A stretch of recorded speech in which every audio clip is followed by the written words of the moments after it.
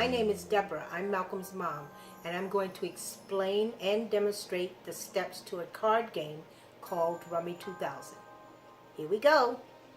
When playing this game, there is one thing to remember, that there are cards that are always considered wild, which equal 100 points. Those are the 2 jokers, the 4 deuces of spades, diamonds, clubs, and hearts.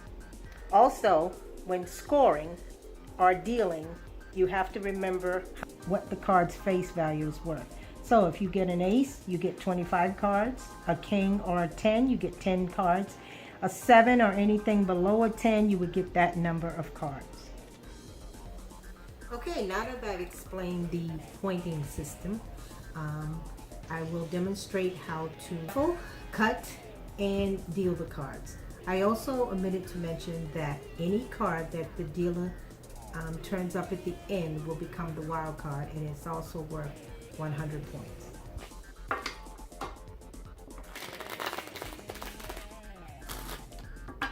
Okay, once I've shuffled the cards, my opponent would cut, and myself being the dealer would turn up the top card to see how many he would get. In this case, it would be 5. Then I would deal myself to see how many cards I would get. In this case, it would be 7. Once I've dealt myself, I would turn up to see what the wild card would be. In this case, it's going to be a 10, and it's also worth 100 points to add to the other wild cards. Okay? Then I would turn up a card for the board, and we would continue to play the game. Okay, now that I have finished explaining the steps to the game, Charles, Malcolm's stepdad, and I are going to demonstrate the game to you. Hi. Okay, 2 things that I forgot to mention when giving instructions is you do keep score in this game. Each hand, the score is written down until you reach 2,000. That's how you win. And also, to choose a dealer, you would turn up a card. Charles will get a 7. I got a jack, and the highest card wins. So that means I will be the dealer for this hand. Okay, I will shuffle the cards again. And Charles would cut.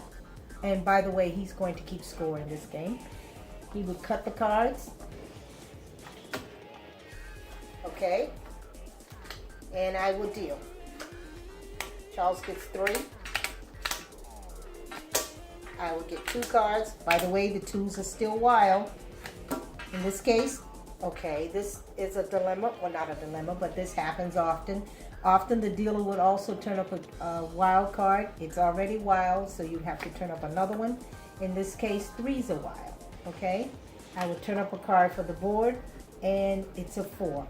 And we will begin to play the game. Charles will go first, since I'm the dealer. The 5. So 3's are wild, so the spread of 5s. The 3 is 5, because 3 could be anything since it's wild. I'm going to discard the 9. Okay, just to explain what Charles did, in a spread you can have a sequence of number like Jack, King, Queen, Ace, 2, 3, 4. In this case, you can also spread 3 of a kind, 5, 5, 5, 4, 4, 4, and etc.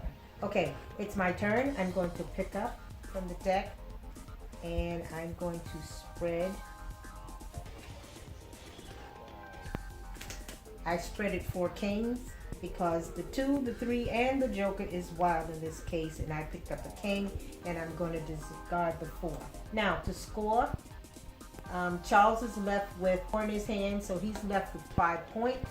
So he's going to deduct 5 points what he has spread it on the board. In this case, he would deduct 3, which is wild, which is counts for 100 points. Plus I have 2 regular cards, each being 5 points, which is 10, so I have 110 points, but I have to deduct the 5 points that I had in my hand. So that leaves me with, I believe, 105. 105. So I put down 105 as my score. Okay, and my score, since the 3 was wild, which is 100, the joker's always wild, which is also 100, and the deuce is 100 points, and the king is 10 points because it wasn't wild, obviously. The 3 was wild. So in my hand, I have 310. And that's, again, you're going to have any sequence of numbers. You're going to spread 3 of a kind, a sequence 1, 2, 3, and please try it. It's a fun game, and we'll see you soon. Okay, bye-bye. Bye.